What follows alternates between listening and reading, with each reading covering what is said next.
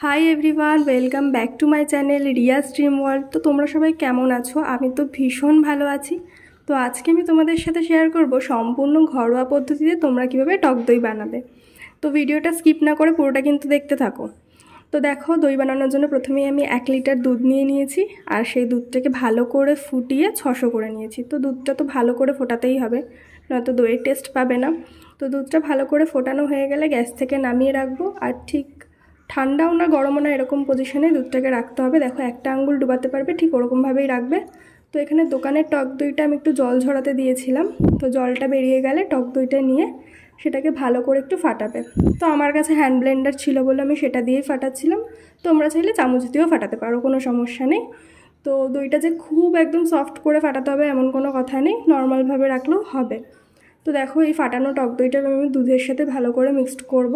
দুধের সাথে কিন্তু ভালো করে মিক্সড করতে হবে দইটা, নাহলে হবে না। দেখো, আমি দুধের সাথে ভালো করে মিক্সড করছি দইটাকে। তো আমি বাজার থেকে এরকম 3টে মাটির ভাঁড় কিনে এনেছিলাম, যাতে দেখতে পুরো দোকানের দইয়ের মতনই হয়। তো দেখো, তারপর আমি এখানে একটা বাসন নিয়ে নিয়েছি, আর বাসনে একটু লবণ দিয়ে দিয়েছিলাম। তো তোমরা চাইলে বালিও দিতে পারো। আর এই লবণটাকে কিন্তু লবণই দাও বা বালিই দাও, এই বালিটা বা লবণটাকে কিন্তু খুব ভালো করে গরম করে নিতে হবে। মানে গ্যাসটাই গরম করবে, লো ফ্লেমে হোক বা হাই ফ্লেমে হোক গরম করবে। তারপরে গ্যাসটাকে নিভিয়ে দেবে। দেওয়ার পরে এরকম দুধগুলো ভালো করে 3টে ভাঁড়ে দিয়ে দেবে। দেন ওভারনাইটের জন্য এরকম ঢাকনা চাপা দিয়ে রেখে দেবে। দেন সকালবেলা উঠে তো আমি পুরো অবাক হয়ে গেছি, এত সুন্দর হয়েছিল দইগুলো।